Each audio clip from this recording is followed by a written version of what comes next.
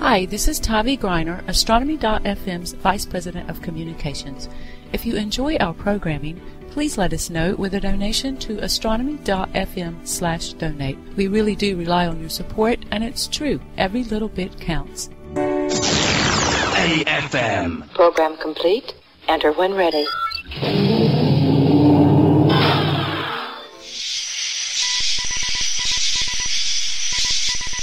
The curtain of night is drawn back. The telescopes are trained. The domes are open. The audience is set. Now, step into the event horizon. Here on astronomy.fm. It is another Friday evening. My name is Marty Coons. Just me tonight. We might get a special guest. Nick is out ill.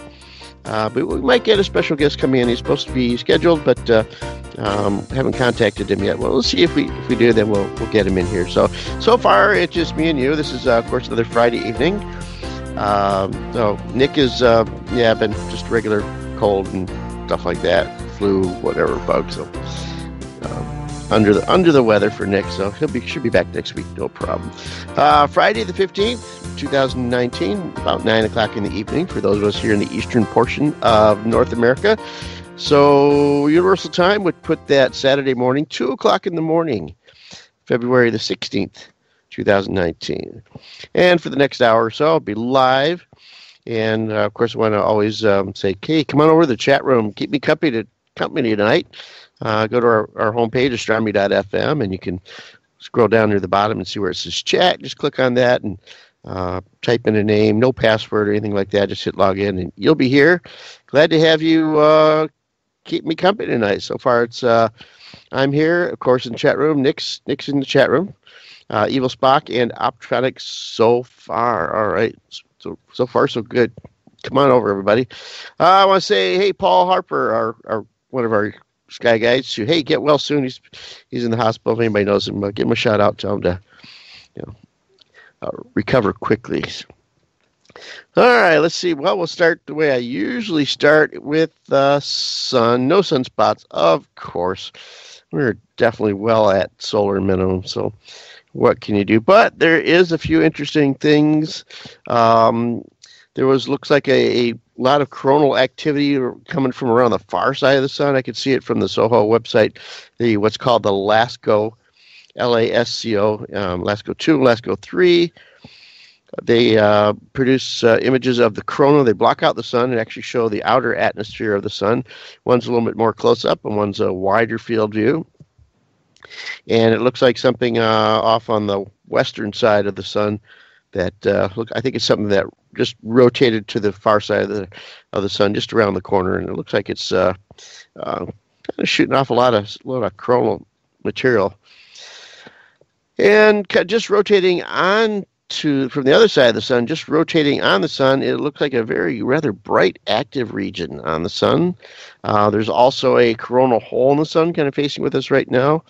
So we've kind of just gotten rid of some solar activity. We're going to get some more solar activity from the coronal hole. And it looks like an area that might be flaring is just starting to rotate into view. If it does flare up, and give it about another week or so before it's facing straight towards us, and then we might get some increased solar activity there. It's a spot. It's not a spot, an active region with no spots, but that's one of those good ones that you want to keep track of because it might actually turn into sunspots. So you might want to go to the NASA SOHO space probe satellite and check that out and keep an eye on where it's actually at and get your scope out. Or, if you see sunspots on the SOHO website, then you can get your scope out and check it out too. Of course, if you happen to have a hydrogen alpha scope, this would be a good zone to go look at the surface of the sun and see if you could see some potential flaring activity. You should be able to see it as an active region there. So keep an eye on the sun. We might get a spot out of it. Might be a little bit of flaring that you'll be able to see in hydrogen alpha, and of course that would potentially lead to a bit of a high latitude auroral activity. So got some potential stuff coming this way. Let's see. Has anybody? Of course, we got to mention Opportunity on Mars. Well, they've officially decided. Sorry, I have to cough here for a second. Officially decided to end the mission. I don't know if it's 100% ending the mission, or they might have downgraded it to, well, we're like 99% sure it's not going to happen. We'll check once in a while, see if it kicks in, but mostly they've ended the mission. That was the second of the two Mars probes with Spirit, which several years ago got caught in some sand and not at the right angle to survive the winter, so its batteries discharged. And then Opportunity got caught in the big dust storm. That lasted way too long for its batteries to even keep a signal, so they're pretty sure that it might be charging the batteries. They were hoping that some good windstorms would come along and blow the dust off, so hard to say. So maybe the batteries got charged, but even with charged batteries, it was still no opportunity to contact that rover and get it to line back up with the Earth and send a signal. So looks like it's pretty much done. So I hear a lot of people getting sentimental over something like it's just a machine. We built it. It's not no personality there. So. Yeah, don't get too sentimental about stuff like that. Move forward. Comes to science and technology.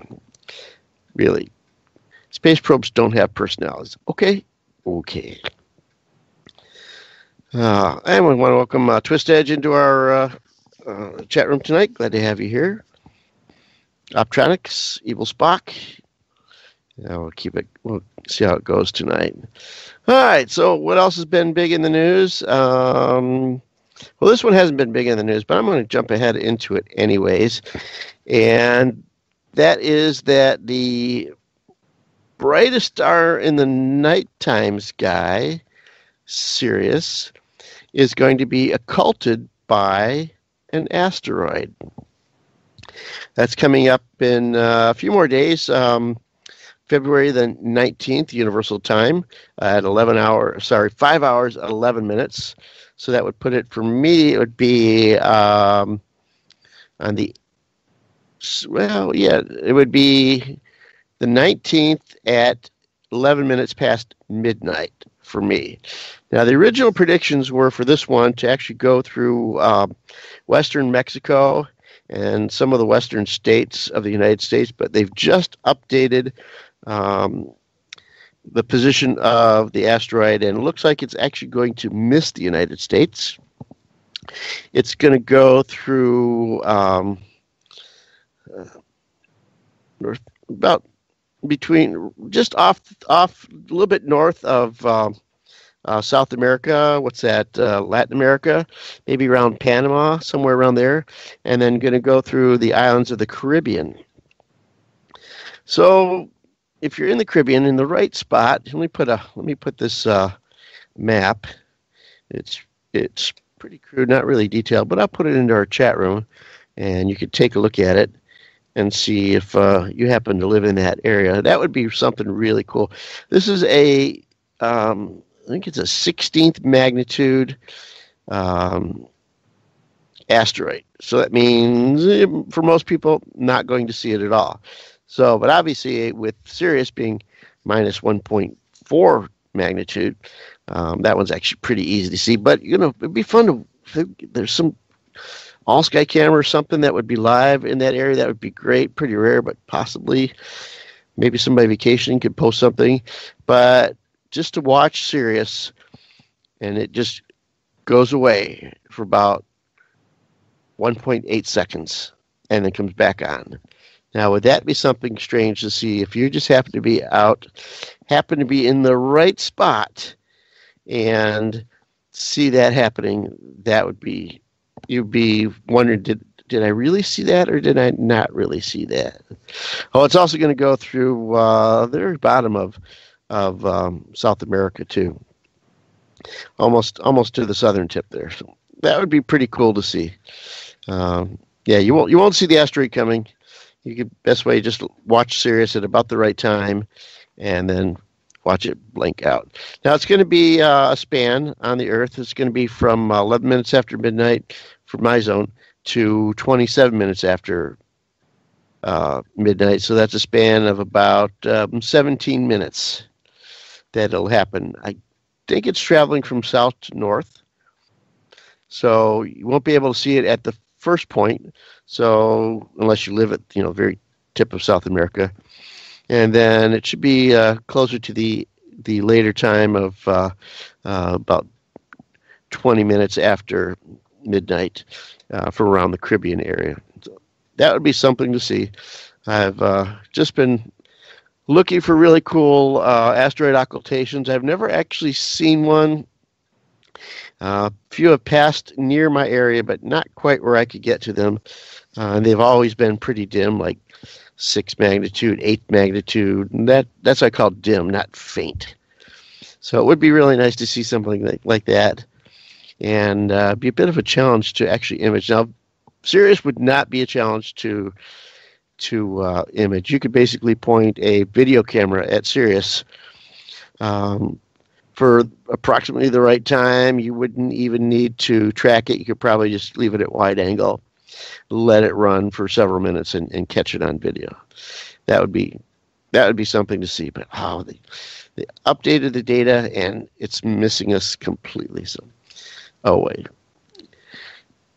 The good stuff doesn't happen at the right timing anyways. And of course, 2/3 of that area could be clouded out too. So if you're planning a little vacation, if you're down in the Caribbean islands, within the next few days, you might get to see it.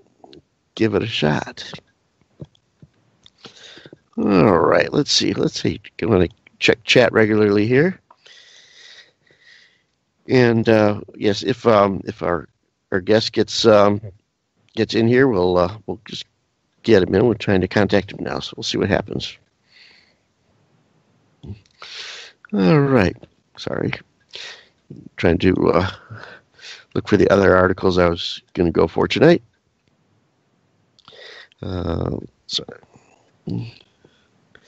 Sorry, a little delay here. Several articles on Opportunity if you want to go to the NASA homepage. Of course, Curiosity is still going just fine. And Insight, that is on the surface of Mars. That's going to be preparing to take Mars's temperature. All right, that's the latest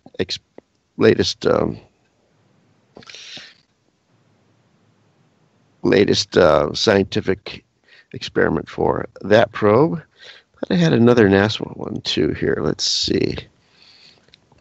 The Van Allen probes begin their final exploration of radiation belts. So, it's 2 probes that have been orbiting the Earth for the past 6.5 years and flying through the Van Allen belts, detecting charged particles around the planet and measuring them. It was launched actually in August of 2012, and they expect them to bring them down basically starting any time now. Well, at least one of them will be beginning a series of descent maneuvers to bring it into its lowest orbit, called its perigee, under 190 miles and closer to Earth, and then they'll be bringing it closer and closer and closer, and that'll be it. Controlled reentry. I don't think they're very big anyways, though, but so that mission's going to be coming to an end pretty soon. Yeah, lots of stuff. Let's see. Let's find out where the moon's at. There's something about the moon I was going to report. Coming up in just one more day. I think I already checked. It's not there tonight. But tomorrow sometime, you can look for the moon. It's going to be getting close to full, but it's going to be about 0.5 degree south of the Beehive cluster. So keep watching the moon next day or so, and you'll be able to see it just below the Beehive cluster if you look at the right time. So keep checking for maybe your star charts in your area where you're located and see if you can catch that. Now, being almost full, just looking up in the sky and seeing the moon with your eyes, you're probably not going to see the Beehive cluster. Binoculars, maybe. Be a pretty bright moon, but the best way would be to get a telescope and get zoomed in so that the moon basically fills about half your field of view. Put it to the south of your field of view, and then just north of the moon, you can watch the Beehive cluster right next to it. Also going to be a occultation of the moon and one of the stars in Gemini. About I think the next night after that. Let me see where that is. Yes, on February the 16th. It's Delta Gemini. It's a star on the eastern side of Gemini. It's going to be occulted by the moon, and that's about a 3.5 magnitude star. It'll be visible. You'll actually see that from, again, you got to be in the right spot, from South Africa and Madagascar. Be surprised how much the moon can actually miss a star when it's seen on part of the Earth, and then other parts of the Earth, the moon will either be north of the star that's being occulted or south of the star that's being occulted. And then on February the 18th, Delta Cancer will be occulted by the moon, and that'll be visible from northern Canada, Greenland, and northern Scandinavia. And nothing else for this week, just those two things for the moon to cover up. Where do I get this data from? I get it from lunar-occultations.com. I'll put that in our chat room. I usually do. It's been there before, but we'll put it there. Oh. All right. Let's see. Where in the sky do we want to go next? Comments, I'm thinking. Let's check out the comments that are available in the evening. Of course, we still have Iwamoto, which flew by us not too long ago, but picking up speed. So it's moving northward now, so that'll make it a little easier in higher latitudes to find it, but it's starting to head away from us also, so we're going to be kind of losing it, but it's still out there and still viewable. Right now, it's right down the 15th. It's actually pretty close to the Beehive cluster also. And then it's going to move to northern Gemini, or somewhere around Castor. I think it's actually going to be pretty close to Castor on the February the 18th. And then keeps moving northwest. Going to go through Auriga, and then it's going to do kind of a curlicue loop in April, and then go through Perseus. I think it's a little bit of retrograde motion there. So still got at least another week or so where it'll be comfortably visible. Not too dim yet, but definitely going to be fading. It's definitely going to be heading straight out away from us. So get your last chances in of observing this comet if you get some nice clear weather. And I get this, where's this one from? What do I usually look up? I think I look up weekly information about bright comets. Type in that into a search and you'll get there. There's the other one also chasing comets. The one I like about weekly bright comets is that it has a very wide field view of a finder chart for it. So it's a quick way of, like I just did, picked up where it's going to be generally in the sky on any particular night. Now, chasing comets, you think would have different information? Yes and no. What it actually has is a highly detailed finder chart. So it gives a range of a few degrees. It gives a little bit more detailed information on where it's actually going to be. So you'll be able to pinpoint it. This is really good for a faint comet, one that's hard to pick out when you've got a lot of stars there too. So I use the Chasing Comets site for picking out exactly where it's going to be compared to the stars. And the star chart goes down to, I don't know, maybe like 6 magnitude, 7 magnitude stars, something like that. So it really helps you zoom in on where it's at. It said it only covers a few degrees of sky, so it makes it much more easy to find the exact position of it. So if you're having trouble finding a faint comet, I would go to the chasing comet section. But if you want to find out where it's generally in the sky, then the weekly break comets works the best. So check out those two comet sites. Of course, there's more comets out there. 46P Wirtanen is still out there, still visible. So I think there's, let's see, 64P Swift-Garrels is still out there, but starting to get faint around 10th magnitude now or something like that. So those are the brightest ones that are out there. There's always comets out there. If you go through any of these sites and scroll down, you see that at any one time there's probably a dozen to 24 comets traveling through the solar system, at least more of the inner part of the solar system where they have potential of being visible. I mean, like 12, 13th magnitudes, potential to be visible. So there's always comets out there to go ahead and look for. All right, checking the chat room again, see if anybody's got any questions for me. I type them in right now because I'm reading the chat room, and we'll see what it is.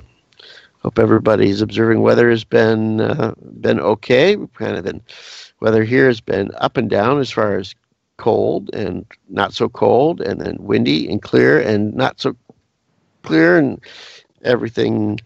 It's been a total mix of weather lately, so, but generally cold. Not a mix of nice weather, but a mix of cold weather. We've had rain, ice. That's this time of year. All right, let's see. We've got, let's check what kind of rocks are flying by us lately. Going to spaceweather.com, and down near the bottom is a report on near-Earth asteroids, a whole list of things. And something flew by today, only 1.1 lunar distances, so just barely past the distance to the moon. Might not have been near the moon, but the distance that the moon is away, about 240,000 miles, plus 1/10 of that. So that put it about 265,000 miles or so. And this one was not too bad as far as size goes. It was 75 feet in diameter. And there's been some that have been about like that lately. A few days before that, a little less than 2 lunar distances, but it was rather small, only about 20 feet diameter. On February the 11th was a 30-footer that flew by at 1/3 of the distance to the moon. Well, that's pretty decent sized. Not going to wipe us out, of course, but if that would have hit, that would have been some nice particles to collect. Of course, if anybody has been caught up on meteors lately, what did I see? Well, there wasn't one that broke up and debris landed in Cuba.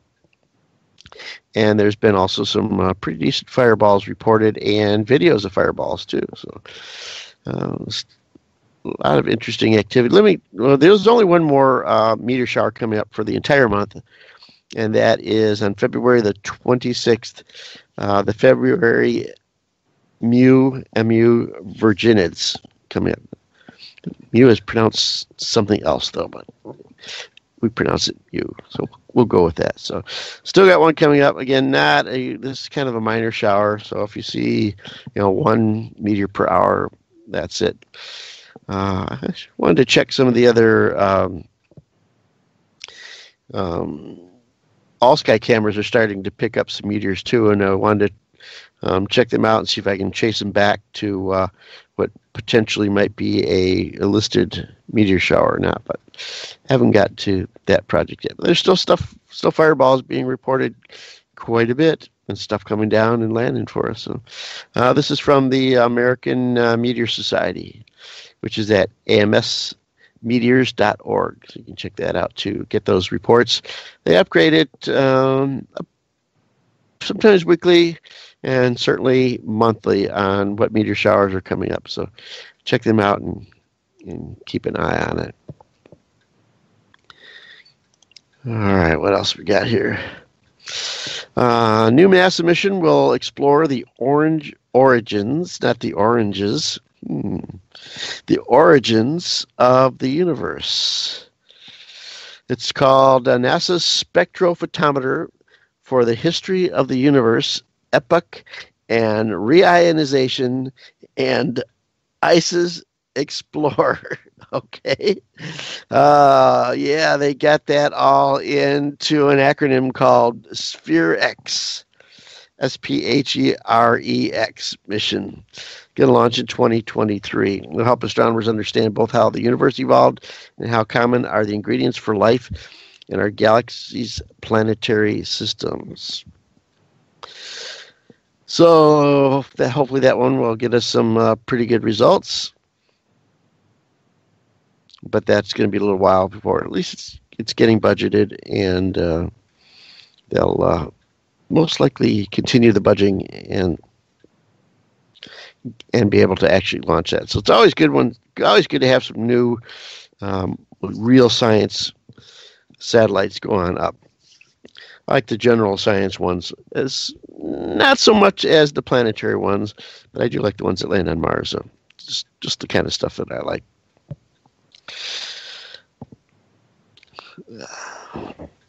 Let's see. Always a nice Hubble picture going in. So don't forget, if you want to get some nice views of the sky, Hubble is always available through NASA, and you can actually download those pictures and print them and do whatever you want with the NASA Hubble Space Telescope pictures, if you like. In fact, all the major satellites from NASA are available for you to use. They do like, I think, if you use them maybe commercially, to give NASA credit. But they are free for everybody to grab those images and use them. So you can make your own calendar, your own wall posters, things like that. Here's an article from on Mars. We were talking about that a little while ago. The high-rise image reveals the red planet's layered history. I'll just read the beginning of this article from NASA here. The geologic history of a planet is written in its layers. Erosion of the surface reveals several shades of light-toned layers, likely sedimentary deposits, as shown in this image taken by a high-rise camera on the Mars Reconnaissance Orbiter. I like that orbiter. It's pretty good images of Mars and pretty much like the whole planet, so you can get some pretty detailed images of what's happening on Mars. And also, once in a while, they actually show some changes. So if you look back far enough in time at some areas of Mars, and more recent pictures can actually show things that have changed on Mars itself. Obviously, sand will move around quite a bit with dust storm, but sometimes you actually have landslides that show up that weren't there before. So check out that Mars Reconnaissance Orbiter website from NASA. So, region of area on Mars where they're trying to figure out where they're actually seeing new features on Mars. Oh, and here's another one. So, well, while we're on Mars, okay, I kind of like these maybe articles, maybe not articles. It's like, well, okay, we'll see. What you got to try to remember, but here's what they're shooting for. Scientists reveal the possibility of recent underground volcanism on Mars. Sorry, I haven't put those links in the chat. Let me put this link in the chat, and I'll get back and put the other ones in there too. Somebody needs a sailboat. I'm reading chat here. Somebody needs a sailboat to sail the oceans. The sailboat I have use of is not good for the ocean, but they do a little sailing. All right, where were we going with it? Volcanism on Mars. And this is a possibility of underground volcanism on Mars. Did I put that in our chat room? Let me see if I did. Yep, all right. Check it out for further detail. A study published last year in the Journal of Science suggested liquid water is present beneath the south polar ice cap of Mars. And now a new study in the that sounds so weird. Journal Geophysical Research Letters argues that there needs to be an underground source of heat for liquid water to exist beneath the polar ice cap. The new research does not take sides as to whether water exists. Instead, the authors suggest that magma activity in the form of a magma chamber within the past few 100,000 years must have occurred underneath the surface of Mars for there to be enough heat to produce liquid water beneath the about a mile thick ice cap. So more study, obviously. I've seen so many maybe articles on things that trying to publish it a little bit early, maybe so you get credit for the idea and then hope it comes true. Yeah, that's okay. Maybe. Oh, halfway through our program already. All right, I'll do a little station identification. You're listening to the Event Horizon here on Astronomy.fm radio. That means it is another Friday evening. This one is February the 15th, 2019, about 9:30 in the evening for those of us here in the eastern portion of North America. Universal time would put it at about 2:30 in the morning, Saturday morning, February the 16th, again, 2019. Halfway through our show, we got another half hour of live programming to go. And, of course, our chat room is open for you to come on over and join us, ask questions of me, and ask questions of other people, too. A lot of people I see there's a huge conversation going on there, and not much going with astronomy that is the usual case in our chat room sometimes when topics get going. So far in our chat room, we've got me in there, Nick, Evil Spock, Optronics, and Twist Edge. Glad to have you all in here tonight listening into the show. We were expecting Nick to join us, but he's out sick, and we were expecting a guest to join us and haven't been able to contact him. Hope our guest is doing well, and maybe just it's like 2:30 in the morning, so maybe lost track of time, or is not feeling well, or anything like that. So, but we'll get him back on again. So it'd be a surprise on who it actually was. It'll be a fun show when we get him on here. And of course, again, to our friend Paul Harper in the hospital. Get better, Paul. Get better soon. Honorary Spock comes in and does some programs with Nick every once in a while. If anybody remembers the supernova of 1987A, it's the remnants of it are still visible, and it's actually led to some interesting conclusions about how well dust does it survive a supernova explosion, or does it get vaporized? And now it looks like it can actually survive a supernova explosion. And they thought that was actually kind of rare. So, as a star gets, I can't remember if this was a single star or something coming from a double star. Well, if it was coming from a single star that just got used up its nuclear fuel, and generally they get really, really, really big.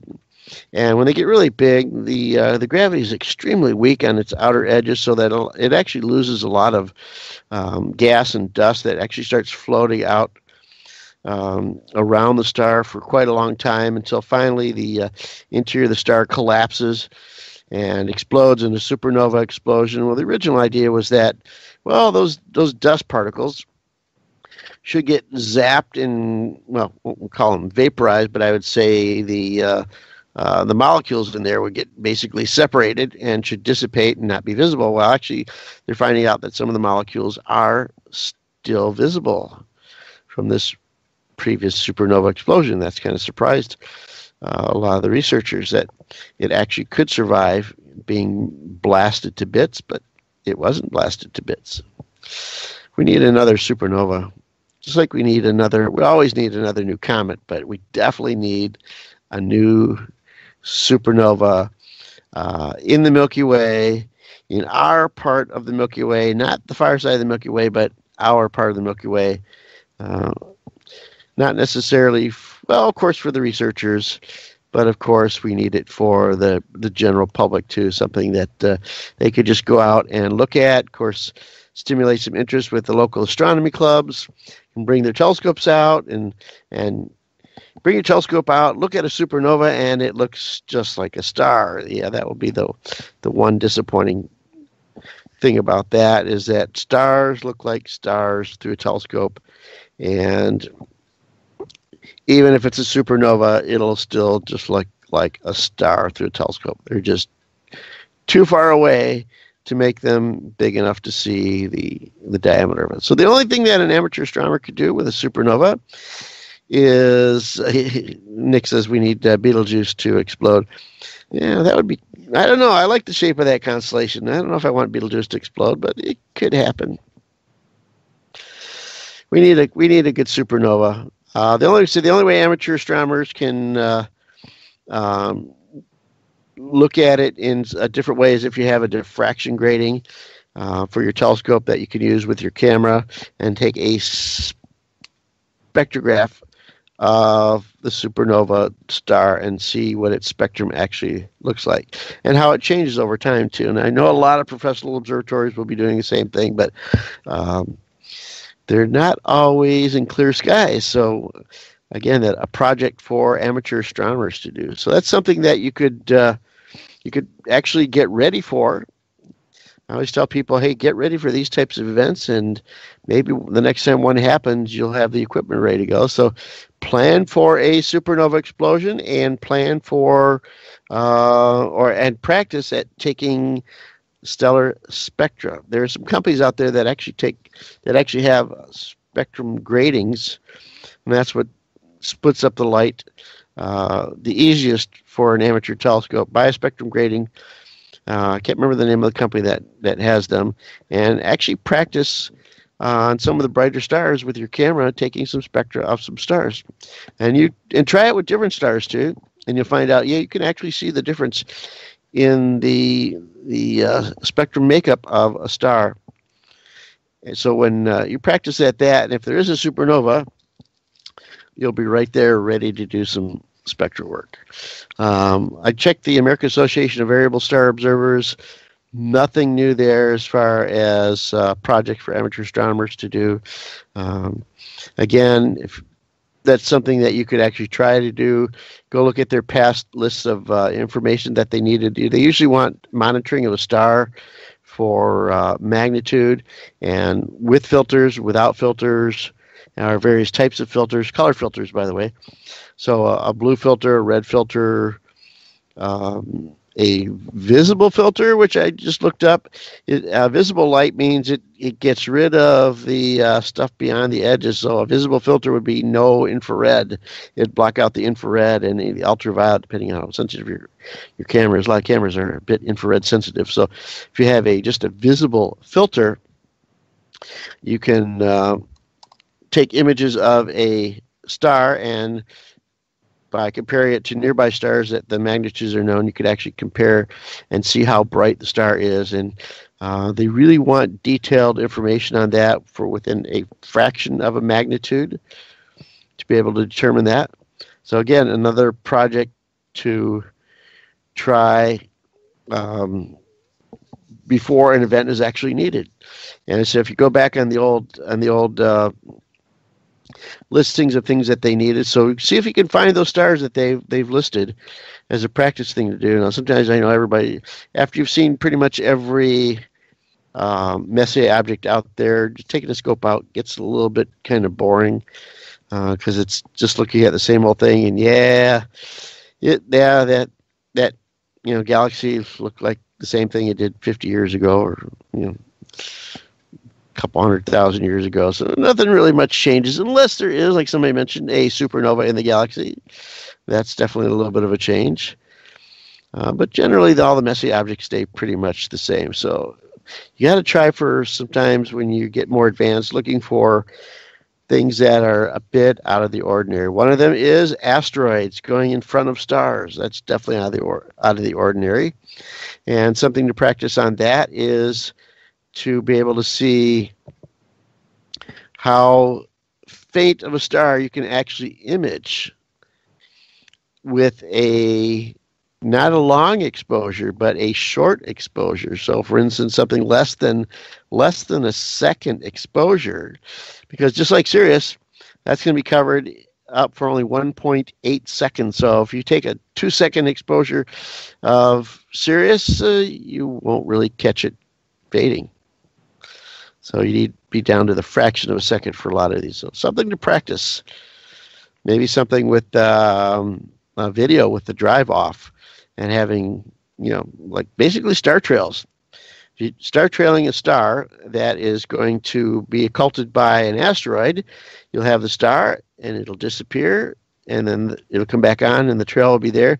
And then you could actually measure the spacing in the star trail and figure out how long it took that asteroid to cover that star, which helps determine the size of the asteroid too. So you want to practice that for the faintest star that you could possibly do. Then you'll know what, when you see a list of asteroids going in front of a star that going to happen in your area, you'll know if you'll be able to actually image it or not. Otherwise, you can still do it visually, but if you want to contribute some science data, you're going to have to record it as accurately as possible in fractions of a second. Let's see. Nick is saying luminance, red, green, and blue. I don't think those are photometric filters, though, Nick. I think those are color filters for if you want to take black and white images and put filters in them and then recombine them to make a colored images. I don't think it's just luminance, because luminance is not actually filtered, it's unfiltered. So for photometry work, you would need something that is basically kind of narrow but in the visible range, not often to the infrared range, for instance, something like that. Oh, there you go. Dick's got a link to the diffraction grading site, and it's called Star Analyzer. There you go. RSpec. Capital R, capital SPEC. Yeah, I've read about them before. Love to get some of their equipment, the spectrum grading, and see what the spectrum of a star actually looks like, and other things too. All right, thanks, Nick, for that link. All right, let's see what else is going on in the sky lately. Let me check our star chart and see what planets we've got up in our sky this evening. Oops. It's not good to hit off when you want to hit enlarge. That's not a good thing at all. So, all right, let's see where we got. Of course, we've got the winter circle of stars in our evening sky tonight for Northern Hemisphere observers, I should say, of course. If you're not familiar with it, when you're looking in the area of Orion the Hunter, the brightest stars in the neighboring constellations make kind of a giant circle of stars. Starting out with Aldebaran in Taurus the Bull, swinging up north to Castor and Pollux in Gemini. By the way, these are in alphabetical order. And then Procyon in Canis Minor, Sirius, Canis Major, and then Rigel. Betelgeuse is nice and bright, but it's kind of in the lopsided center of the circle, not towards the middle of it. And the moon is in there tonight, actually near the western foot of Gemini, the twins. Got Mars still hanging around. Yep, it takes a while for Mars to actually disappear, so Mars is still above the horizon, heading towards the west, but it is visible pretty much every night for quite a while before it gets around the far side of the sun, and we can't see it because it'll be in the daytime sky. So Mars is still out there. Still get some views of it. Better for southern hemisphere observers because it does lie. The ecliptic is rather far south at this time of the year. And for you moon observers in the northern hemisphere, notice how high the moon is in the sky, nearly straight overhead when it's on the meridian, which is the line between north and south. So a really nice high moon. which I haven't seen in a long time because now I live in the middle of a city. But I really used to like when there was a lot of open areas. If you live near like a golf course or something like that, a grassy area that's covered with fresh snow, and the full moon is out, and it basically glistens off the snow. It almost looks like daytime during the middle of the night. And if you actually take a picture of a snow-covered field during a full moon, with a little longer exposure than needed, it will look like a daytime photograph with kind of a eerie glow to it. So try taking some of that. It's going to be full moon kind of soon. Of course, we still have the morning planets looking pretty good. Got Jupiter getting a little farther away from the sun. Then Venus and Saturn are actually pretty close early in the morning before the sun rises. So get out and see that. You're going to have, for Northern Hemisphere observers, you're going to have a pretty clear southeastern horizon to be able to see those two, but they look pretty good together, still reasonably close. Saturn is heading farther towards the west, so that'll be getting more and more. It'll be up later and later in the evening, so eventually, instead of the morning sky, it'll eventually get into the evening sky again. That'd be kind of nice. Venus, I can't remember which way Venus is heading. Let me click on it and see. Let's see. In March, I think Venus is heading back towards the sun, and once it gets out of our morning skies, it'll be back around into our evening sky again. But I can't quite tell which way it's heading right now. Yeah, it looks like it's heading towards the sun, but I can't quite tell. Check that out. So as we get into the summer skies, then Saturn and Jupiter will be almost in the evening, but it's going to take a little while yet. All right, let's see. Hey, chat people, got anything going on here? Nope, nothing on. All right, so let's see where we want to go as far as doing some observing. We've still got wintertime skies here in our northern hemisphere. So the usual things to do observing with is look a little later in the evening here. The usual thing, you don't really get so many galaxies this time of the year. Or I should say, well, we do have some galaxies this time of year. In fact, actually, yeah, we do get more galaxies this time of the year. In the summertime, we've got more stuff that's associated with the middle of the Milky Way, globular clusters and star clusters and things like that. And this time of the year, we're actually looking almost the opposite of the center of our galaxy in the early part of the evening. So we're starting to be able to look out of our galaxy a little bit more easily. And so we're getting into the galaxy season, and one of the richest galaxy areas is beginning to rise, and that, of course, is the Leo and Virgo area. So Leo is starting to get up reasonably high at about 2 o'clock in the morning. Some pretty decent galaxies in there, and then following that, maybe we'll give it another month or so before the Virgo area of galaxies gets out there. Towards our north, in the early part of the evening, the Big Dipper is actually hovering pretty low near the northern horizon, so not much in that area. A few galaxies around there, but they're pretty low this time of the year. It's going to take a little while for the Big Dipper to kind of turn its way away from the horizon and get up a little higher in the early part of the evening. But we do have the outer portions of our galaxy. If you ever think about tracing the outer regions of the galaxy, basically goes from between Sirius and Procyon, a little bit east of Betelgeuse, and it heads on up into the outer fringes of Taurus the Bull, away from the Hyades and Pleiades. So the outer tips of the horns is the outer portion of the galaxy, and then it goes through Perseus and Cassiopeia. And that is basically the opposite of the center of our Milky Way galaxy. You're sort of still in the plane of the galaxy, but the opposite side of it.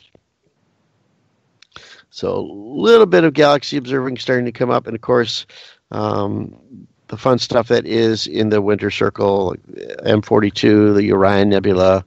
I think there's a really nice planetary nebula in Gemini, and some people always forget about Monoceros, which has, what is that? The Rosette Nebula. That's one that's kind of ignored because it doesn't really have any guide stars to it, not as easily as the Orion Nebula, but the Rosette Nebula is actually a really nice cluster and gas cloud surrounding it, so check that out. All right, 10 more minutes. Cringes at Beetlejuice. What part of Beetlejuice are you cringing at, Nick? The pronunciation? A lot of different pronunciations. Beetlejuice, Betelgeuse. I do believe it's more of an Arabic name, so it should be pronounced more like Betelgeuse. Be a more proper pronunciation for it. And Nick says he knows. Yes, indeed. Interesting. Yeah. Well, Nick and I will get into it sometime about pronunciations of star names and things like that. Right now, with Nick not here, it's my pronunciations. You know what I can do tonight, Nick? I can take over the world that we do on Friday night all by myself. How do you like that one? Let's see. What's this one from? A new project seeks to replicate the cradle of life. That's interesting. It's a NASA-supported project. It doesn't mean it's a NASA project, but NASA-supported project called the Earth First Origin Project. Has actually been awarded $9 million grant from NASA astrobiology program. 5-year program that will focus on identifying, replicating, and exploring how prebiotic molecules in chemical pathways could have formed under realistic early Earth conditions. It's Rensselaer Polytechnic Institute is actually leading the project, and it will include researchers from around the country. It's a tough one trying to figure out what were conditions like in the early part of the solar system as the Earth was forming, and then actually multiple bombardments of asteroids, particles, comets, and even planets were part of the Earth forming process near the beginning there. And where was Earth positioned compared to the sun? Was it farther out? Was it changed its position? And how did that all affect the chemistry of the Earth?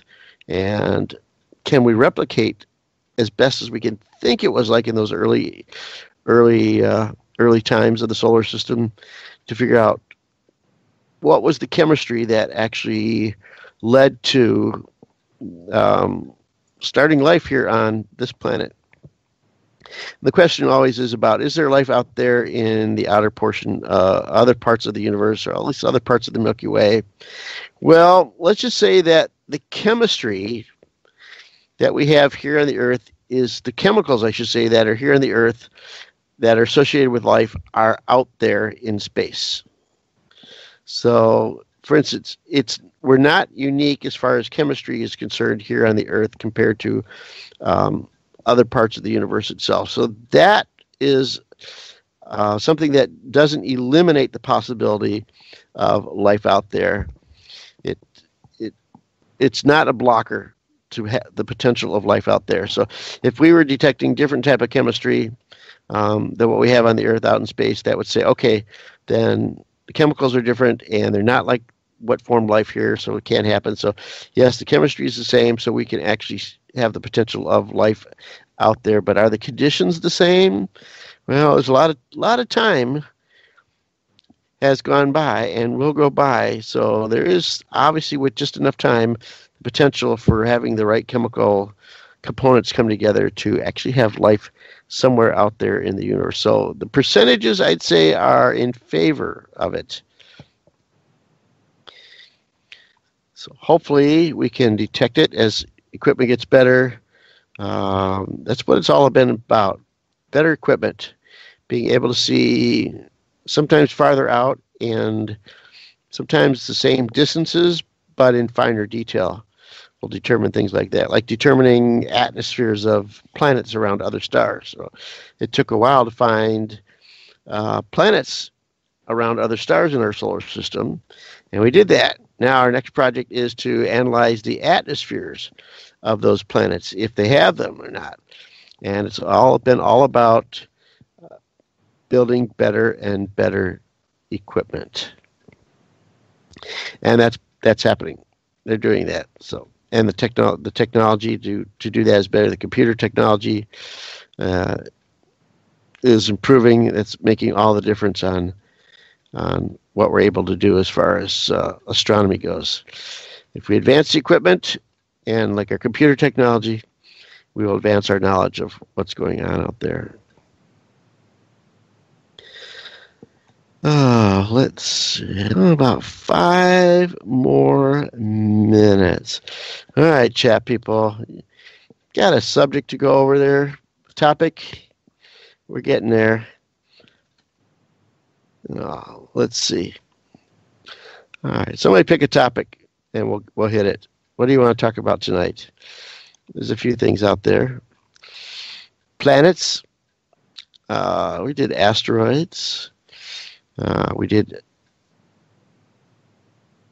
rover missions. Where do we want to go to next? Yeah. What are you looking forward to as far as you in astronomy out there? Are you looking forward to more equipment? Are you a type of person that likes to read technical articles in different publications? Do you like to build telescopes? Do you like to do astrophotography? What's the interest of people out there? How about astronomy clubs? Astronomy clubs have done this. They want to know, they put out surveys to their members and want to know what are the interests of club members and how the club can actually fulfill them. I've done this before, and I kind of know the answer without the survey. Astronomy club members in general the majority of them want to be entertained. If you have an astronomy club meeting, you go out and you meet someplace, and first off, it's a good social place where all people can get together and talk astronomy and other subjects like that. So that's a main feature I found out about astronomy club meetings, a social event. People want to get together and talk about it. They also want a presentation on astronomy topic. And of course, if you can get a professional speaker in to do that, that's great. But most of the time, astronomy clubs get their own members to give a presentation. In fact, the club I belong to, we kind of force the issue. We have a program chairman. Their job is to sign up people to give talks to the astronomy club. Our main talk is usually an hour long. And so they have to give like 45 minutes to an hour long talk. And we do some pretty good strong arming. But you'd be surprised. People will step up, especially if it's far enough away. In the future, they will learn the subject and give a talk on it. And we've had some people that were really shy about speaking in front of a group, and they've gotten through their talks too. So congratulations to them. And another part is observing, but I find it's a small percentage of people that in astronomy club that actually do the observing, and a smaller percentage of them actually go out and do astrophotography. So main thing that astronomy can do is have a good astronomy club meeting. And what everybody comes for, of course, is the most important thing, and that is free snacks. So if the club brings free snacks to a meeting, they'll definitely have a lot of interested people coming there. That's always been a kind of a favorite rolling joke about the club and the meetings. So that seems to be the priority of what people want from astronomy clubs. Mostly to enjoy the evening, visiting with people they know, and having a talk of some astronomical subject. Well, we're kind of down to the end here. hope I did okay for you by myself here. I know it's kind of hard without some banter back and forth between Nick, but I hope I did okay for you. Hope you all enjoyed the program tonight. Don't forget, we've got more programming coming up, and we'll repeat these programs every 4 hours for the next 24 hours. I appreciate everybody in the chat room sticking with me. I'll be back again next week, or somebody will be. See you all next time. Good night, all.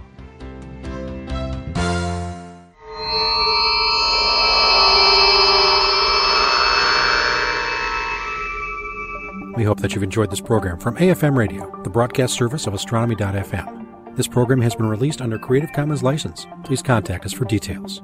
You may find more of our AFM original programs on our website. It's really easy to find us. We are Astronomy.fm. You may also find us in the iTunes radio listings near the top of the News Talk section, and also as an iTunes podcast selection. We'd love to hear your comments. Please email us at radio@astronomy.fm. Thanks so much for being part of the voice of astronomy around the world and across the known universe. This is Astronomy.fm Radio. Hi, this is Tavi Greiner, Astronomy.fm's Vice President of Communications. If you enjoy our programming, please let us know with a donation to astronomy.fm/donate. We really do rely on your support, and it's true, every little bit counts. AFM. There I was, doing my thing. And all of a sudden, wham! Astronomy right between the eyes.